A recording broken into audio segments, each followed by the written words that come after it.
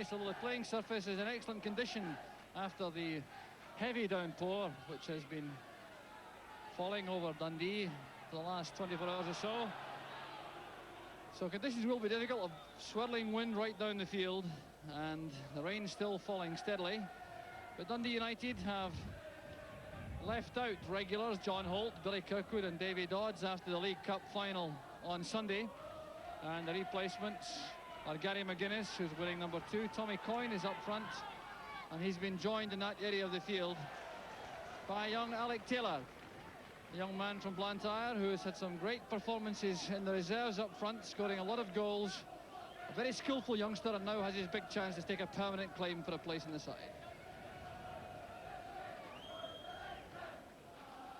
And St Mirren winning a corner kick early in the match, which will be taken by Peter Mackey. Bringing up from the back, Steve Clark and Mark Fulton. So Mackey's corner kick. The ball swirling across goal to be cleared by Gary McGuinness. This, on the face of it, looks to be a fairly defensive formation which Mirren have put together for this particular match. Well, there's McAvenny, a key striker. The ball's out for the throw for Dundee United. But they've got 3 central defenders on the side, Cooper, Fulton and Clark. And back in midfield after suspension, wearing number 10 is Jim Rooney, the £45,000 signing in the close season from Morton. Well, won by McAvenny, but Goff picks it up. BD running straight into Wilson. Well, Wilson's going to be spoken to by the referee. Stuart Beattie offering no complaint, but the referee trying to calm things down a bit, particularly in the conditions.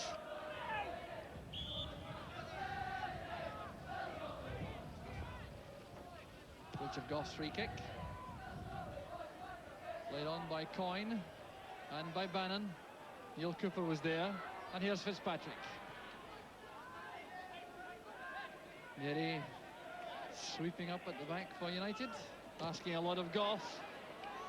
Malpass. Now BD.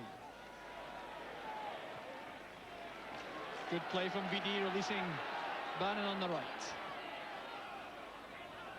Trying to take on Winnie. And Bannon's good work on the right wins another corner kick for United.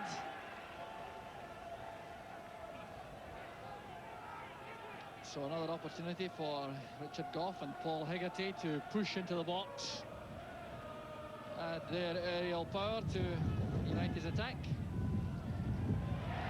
And a great chance for Gary McGuinness. He just wasn't picked up in the box, but the header didn't have the accuracy. Well, you can see how much space he had as the corner came over. Goff and Hegarty dragging the St Mirren defence to them. McGuinness running into the back with a clear header and goal, and the ball going wide.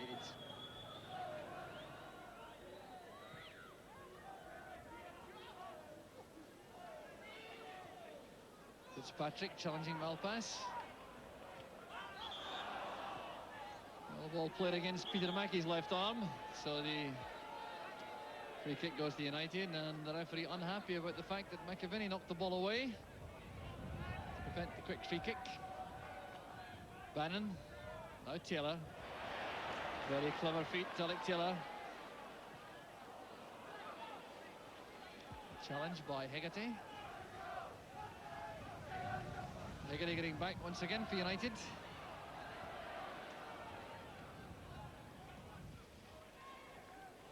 Lovely layoff from Sturrock. There's Bannon. Coyne and Beattie in the middle. There's Coyne. And some good defending from Cooper.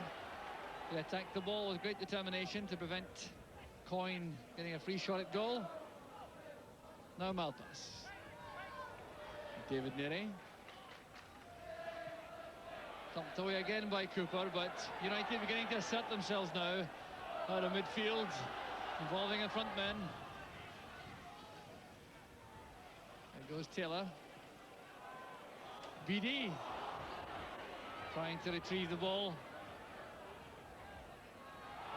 Taylor again took a heavy tackle from Jim Rooney, and the referee has penalised the St Mirren man. So a free kick to United. in a situation from which they've often capitalised in the past. Bannon a key figure in this situation. So St Mirren wall is lined up. Jim Stewart organising it from the line. I wonder if Bannon may have a direct shot at goal. There goes Bannon, a deflection, and the corner kick to United. Well, the wall certainly did its job. It stood firm, and the ball coming off a defender's head for the corner kick. So United supporters enjoying this spell of home pressure.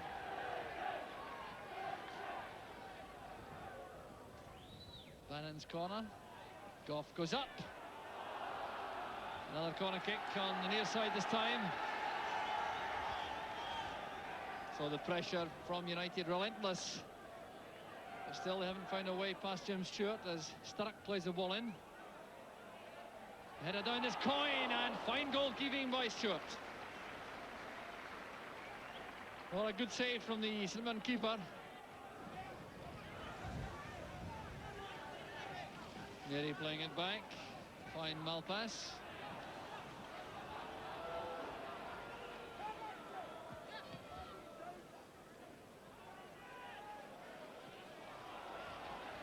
Steve Clark cleaning up for St Mirren, but the back pass is not accurate enough.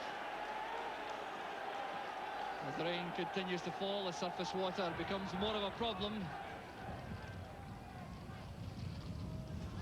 Taylor trying to play it across.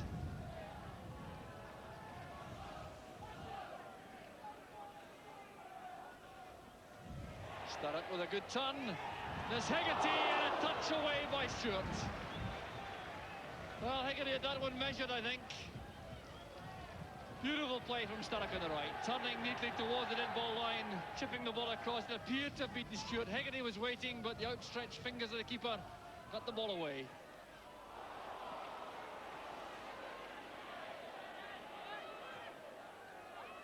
Rooney playing it forward. David Neary sorting it out for United under a lot of pressure from Mackey. Too much pressure in the eyes of the referee. The free kick's given. There goes Sturrock. Steve Clark lost the ball in the air for a moment. Now Taylor. Good move again from Dundee United. Alec Taylor trying very hard to turn his goal-scoring form in the reserves into first-team form, and it was Sturrock again who did the needful, winning the ball from Steve Clark. Jinking inside, laying the ball into the path of Taylor, who certainly showed his confidence in the first-time shot. Beattie's layoff. Goff playing it into space for Tommy Coyne. Steve Clark's clearance. Gallagher has lots of pace, and this time McAlpine chose to leave the ball in view of the doubtful conditions. McGuinness turning it away. Well, that could have been dangerous for United, as McAlpine appeared to start to come for that ball, but obviously was concerned about the water on the surface, and that allowed Brian Gallagher to show his tremendous pace. Played in by Rooney. Perfect header. Peter Mackey gives St Mirren the lead. Well, what a shock for Dundee United. 4 minutes of the first half left. Peter Mackey puts St Mirren ahead in just about their second concerted attack of the match. All developing on the left-hand side of the field. Brian Gallagher was involved, so was Frank McAvenny and Jim Rooney. When the cross came over, it took a deflection of a defender's head, found its way to Mackey, and McAlpine was hopelessly out of position. McAlpine's kick out, returned immediately to Gary McGuinness, and there goes the half-time whistle. Both sides very keen to depart with no hesitation in view of the conditions. Peter Mackey departs. He's the scorer of the only goal of the first half, coming after a period of total domination by Dundee United. They had a number of chances to take the lead. They couldn't take any of them, and then 4 minutes from half-time, a move built up in the St Mirren left. The cross came over, deflected into the path of Peter Mackey, and that precise header gave St Mirren their half-time lead. Join us right after. Welcome back to rain and windswept Tannadice. The conditions remain exactly the same as they were in the first half, and in fact referee Bob Cuttle showed some concern about the surface water at half-time by having a very close look at conditions, clearly having in his mind the possibility that the match may not be able to last the full 90 minutes. But after some strenuous work during the interval by the United ground staff, play has resumed. With the rain still falling steadily, it's a situation which clearly the referee will monitor closely as the second half wears on.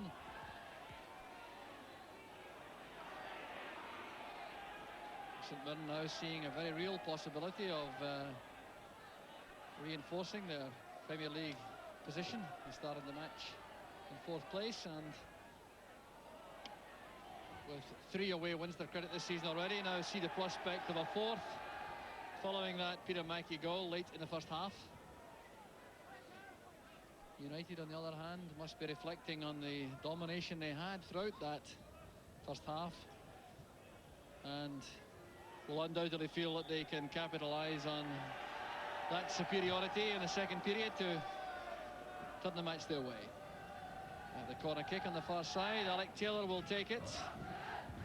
So the crowded goal area as Taylor plays the ball in, an awkward in-swinger, and good goalkeeping by Stewart, the double-handed punch out.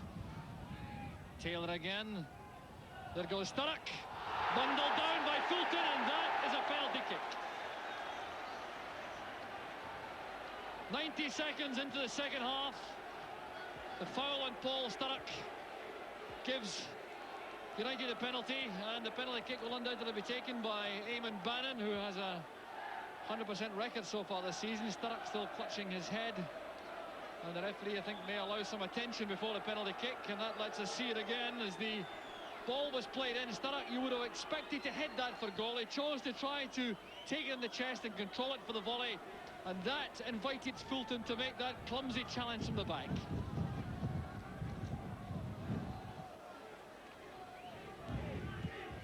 So now the treatment for Sturrock has been completed, and the chance for the equaliser falls to Eamon Bannon. So Jim Stewart facing Bannon's penalty kick. Perfectly taken. Bannon's 5th goal of the season, and the match is back on level terms. Well, Bannon takes these penalty kicks with lots of confidence, racing in with a long run up, sending Stewart the wrong way, stroking the ball into the opposite corner. Bannon wins it from Rooney. Coyne, good positive running. Fulton in the right place, but Coyne gets it back. This is Bannon. Fulton in the way once more. And once again, the United supporters come to life, sensing perhaps that the match is turning United's way once again. It's Paul Sturrock. Now Bannon. Hegarty is in the box. Stewart couldn't hold it, but Coyne failed to turn it in. Well, that bit of mishandling certainly down to the conditions. Firm enough header from Hegarty. Jim Stewart went down quickly enough, couldn't hold the greasy ball, and Coyne was just wrong-footed as he tried to play it in.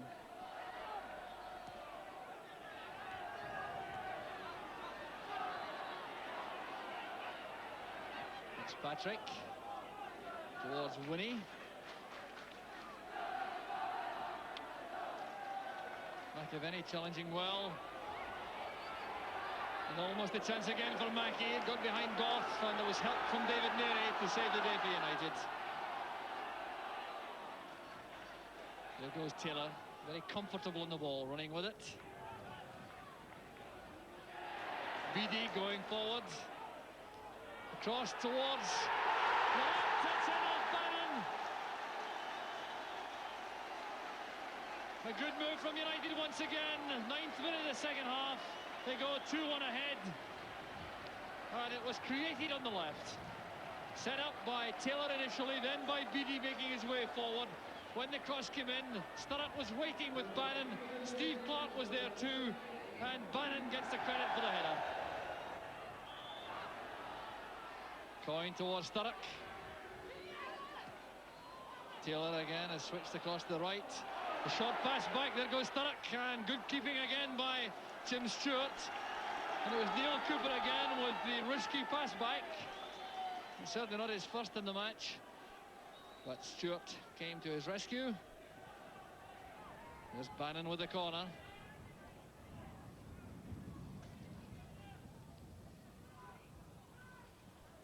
Headed away by Rooney.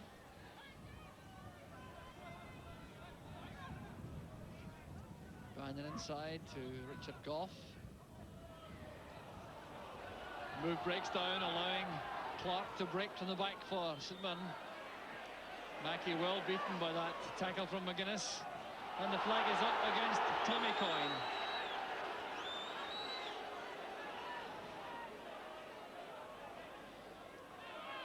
Coyne looks lingeringly at the linesman and perhaps has said something, because the linesman is still waving his flag on the near side. The referee has acknowledged it. Peter Watson from Aberdeen takes the flag down on a signal from the referee. Brian Gallagher, and there's the equaliser. Gallagher's header catching the United defence rooted to the spot. Well, what a match these sides are providing. Developing on the right side of the field, Tom Wilson coming forward, flighting the ball in. Gallagher found himself in complete isolation, and that precise downward header left McAlpine helpless.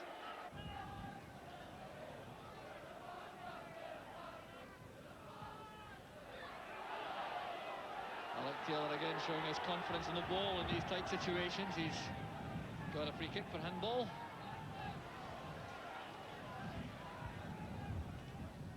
Gough lofting it forward. Bannon trying to control it.